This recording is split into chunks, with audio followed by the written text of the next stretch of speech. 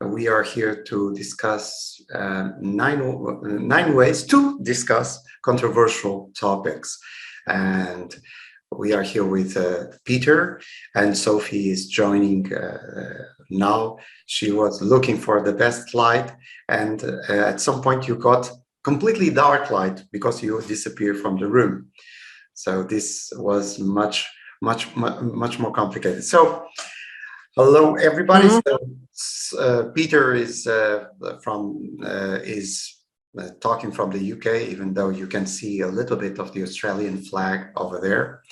And Sophie is from Sweden, in Sweden, and I'm from Portugal, in Bucharest. So I decided to put this time a kind of image of the place where I am. So like we do always, we have 9 ways to discuss, and we always start with the same person because we are gentlemen. So Sophie, what is the first suggestion of how to deal with controversial topics? Thank you. Yeah, well, my plan today was to talk about the issue as in the classroom, as if you are a teacher and you have your students discussing controversial issues. And there are a lot of sensitive issues that needs to be discussed in the curriculum in all countries, and how to then deal with it. My first suggestion is that if you can, plan your lessons ahead.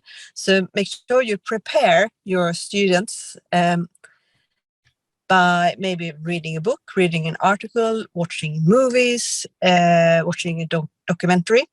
So you get some facts and some stories about the topic into your the course. And then you start from there, and you also teach how students should discuss controversial topics. So you set up the rules and you prepare them. So that's my first advice in how to deal with this. And maybe you can do this in other circumstances as well. I don't know, but it's very useful to prepare the people who are discussing the different topics. Okay, good one. And your turn, Peter. Okay, so it sounds obvious, but I think we all forget it's important to listen, like listen to the other person, and ask questions with a genuine open mind, so that you're actually willing to refine your own position. I think a lot of the time we go into battle, we feel like we have to defend a particular position we're taking, and of course that just creates more problems. Actually, if people are interested in it, there's a really good book called How to Have Impossible Conversations. I don't know if either of you guys have read that. No. Peter, I'm not sure how you say his name. I think it's Hungarian, Boghosian and James Lindsay. So really great book on that topic. And I think the mindset we have to have is that what's true for you and what's true for me are not necessarily mutually exclusive. And I just want to share a slide that I often refer back to. I don't know where this came from, but I thought it said it all beautifully. So I'm just going to put that up on the screen. So if you can see that, can you see that? Yes. Yes. So it beautifully illustrates what's true for you and what's true for me are in their way both valid, but they're a reflection of a deeper truth. And that's the process of actually listening to the other person's point of view rather than trying to bang them over the head and say it's a rectangle, and the other person saying, no, it's a circle. You actually say, okay, tell me about your perspective. And it's that kind of conversation that actually helps us both move closer to the truth. So I'll give you an example. I mean, there's been a lot of controversy recently about, should trans women be allowed to compete in women's sport? And last night, we have a family friend, the daughter who's transitioning to a son of some friends of ours who's a young adult. And And I said, what do you think about this thing? And then he was saying, you know, all these other sides of an argument that I hadn't really thought about. And it didn't necessarily mean that I was wrong, but it just meant that I got some other perspectives that I hadn't thought about, which shows that by having that conversation, we can both get closer to what is closer to the truth, if you like, or a way of resolving the problem rather than just saying you're right and I'm wrong. So anyway, that's mine. Good. Mine is it's something that connects what you were saying, Peter, is that in order to understand how to discuss controversial issues, you have to put yourself on the shoes of the other person, basically to have this understanding. And this means that, like you were saying, also to know the context, okay, of what is the context of that person. This is, I think it's a huge mistake that has been done in politics, is the demonization of others. So, for instance, me and Peter, we have different views in for instance, Brexit, okay? So, but if I would say, okay, because Peter has this position, he is stupid and that's it. It's not the way. But unfortunately, we see a lot of this kind of ideas that if it doesn't agree with the bubble that I'm in, it is stupid, it is not logical, it's irrational, because I live in the rational bubble and the other bubble thinks the same thing, okay? Yeah. The other guys are stupid, they don't see it as clear as me. So we nowadays live in these bubbles, and the way of puncturing those bubbles is basically put yourself in the other person's shoes, and with that you can have a conversation that is more civilized and talk things, and doesn't mean that you will change the position, but you will have a different perspective of the world. You would hope that you would refine your position. I think that's the thing. Unfortunately, what social media has done is amplified the polarization, and the extremists are the extremists on both sides are the ones that speak out or shout out. And then you feel yourself having to identify with one side, and that's really unhealthy. I probably would have had a lot stronger views about the trans issues if it wasn't for the fact that, you know, we have a family friend who is one, and literally sitting in our lounge room last night talking about the issues in a very respectful way, really kind of moderated both sides a little bit, which is really healthy. Yeah. So, Sophie, what is your second one? Oh, thank you. Yeah, I just listened to what you both said, and my topic sort of floated around in my head. So I lost a bit what I'm gonna say. But I totally agree with learn from another person, another group's perspective, and like for instance, I've had discussions with other women whether we live in a sexist world or not. And if you look at pre-Me Too, the pre-Me Too years, in social media, in real life, in different places, I had lots of discussions with both women and men whether this existed or not. And I was like, my God, you don't have to live it yourself. You don't have to experience it yourself to see that it may be problems for others.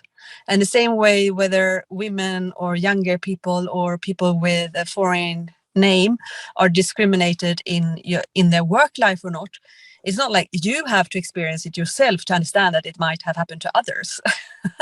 So I also think it's very useful when you are in these discussions, whether a problem is a problem or not, is to realize that you don't, oops. Oh, sorry, I lost my phone there. It fell down. No, but you don't have to have had personal experience. It could be true anyway. Yes. Thank you. Peter, what is your next take? I've got lots of different things here. I'm just trying to pick which one I'd like to share. I think, I mean, it's building on what we've already been talking about, but I think when you're sharing your own position on a controversial topic, or where you sit at the moment, I think it's having the courage to speak from the heart, not from your head. Because if we're just using logic and facts, it's like a battle to sort of prove who's right and who's wrong. And I think you can still share your perspective, but when you share it from your heart, it's more about having compassion for yourself and for other people, and humility, and realizing that none of us knows everything, but together we can know more. And one of the metaphors I use with my client is that when you have a bit of a dispute or an issue in the organization, rather than sitting across the table from the other person, metaphorically, you sit on the same side of the table. And what you do is you each put on the table in front of you both the issues as you see them, rather than having like a tug of war, like fighting against each other to who's right and who's wrong. It's like, start out with the assumption that we are actually on the same side, because we're both human beings trying to deal with challenging issues. And then to invite the other person to lay out the issues as they see them. And always, going back to my first point, always listen to the other person first, because it starts to build the trust. And one of my expressions is leaders go first, whether it's showing vulnerability or whether it's listening, a good leader goes first. And by you going first, you're starting to set the tone for the conversation, rather than just getting in there with your arguments first. And then it just changes the whole tone of the conversation. And so that you now have a shared problem. And you've laid out the issues on both sides together, and then you're looking to find a way through. Simple, not always easy. Also building upon that, I think that we live in a world where people are scared of being controversial. Yeah, definitely. So even when they are controversial, they are only controversial in their bubble, meaning that they are not controversial. They are saying what the bubble wants to hear. So right. They are not, when you are controversial, when you are saying things that are not the mainstream of your bubble. That is being controversial. If you are a very controversial person, but you only speak inside your bubble, basically you are not a controversial person. You are a very standard person. So it's like, so do you are an mean extremist and everybody around you are extremist, you are not controversial. So do you mean, because I've often talked about, the more we polarize, the more we put this no man's land with barbed wire in the middle, and you mustn't cross because you're a traitor.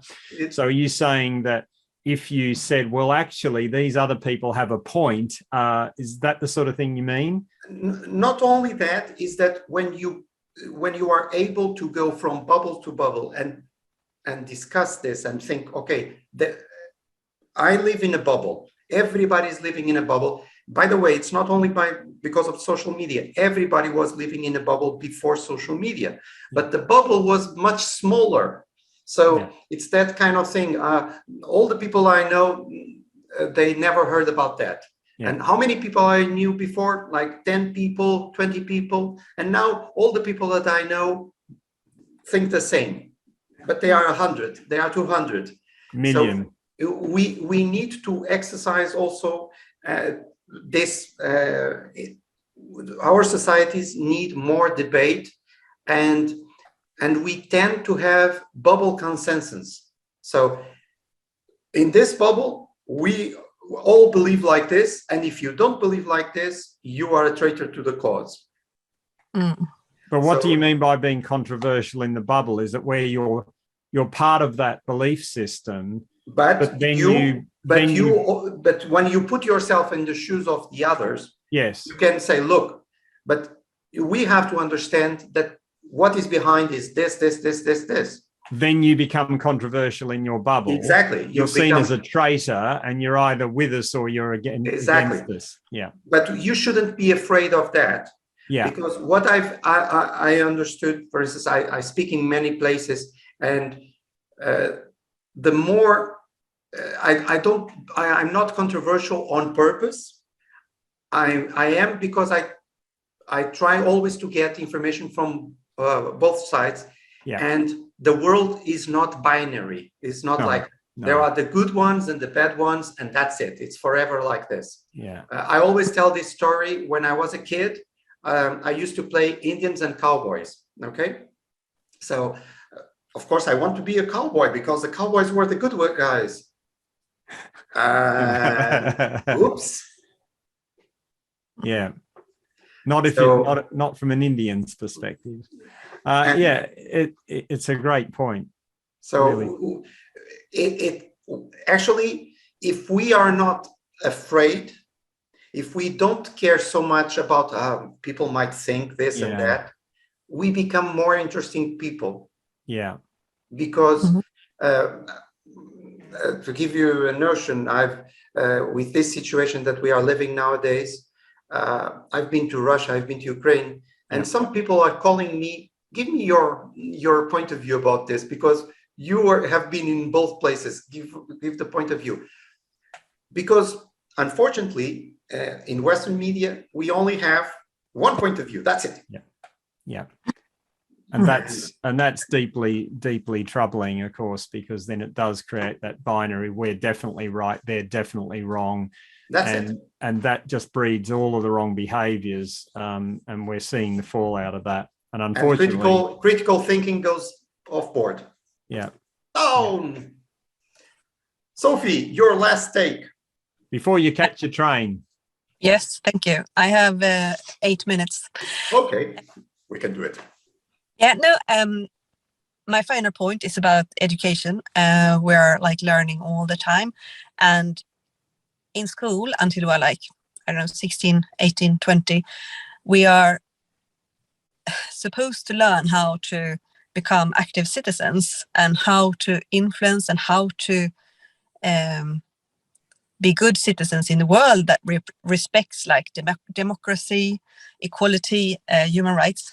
And certainly it is complex. It's not easy, but you need to train this quite often. It cannot be like a theme week every year. It needs to be done regularly. So I think it's good to expose your brain and your synapses on a regular basis to new thoughts, to new ideas, and you will get used to it. So that's my final tip. Peter. 2 points in one. The first one is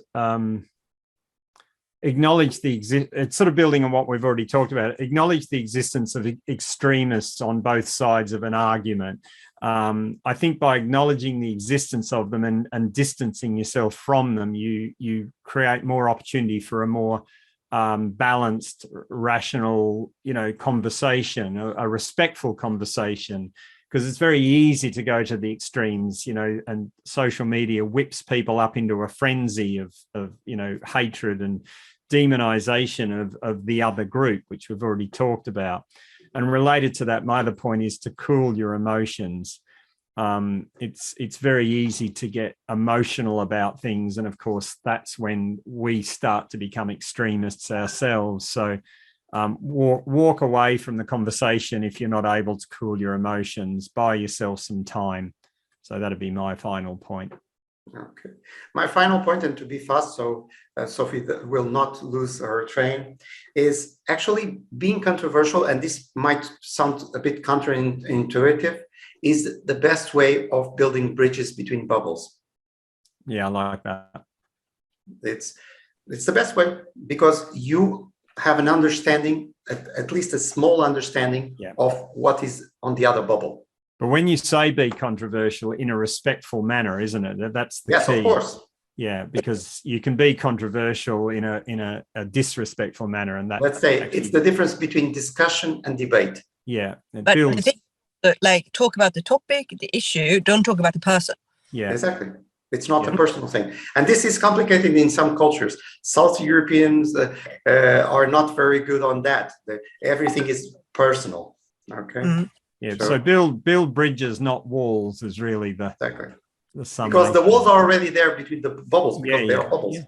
So, guys, fabulous. Thank you very much for your time and your sharing. And see you next time, Peter, Sophie. Bye-bye. Bucharest. Bye. Bye.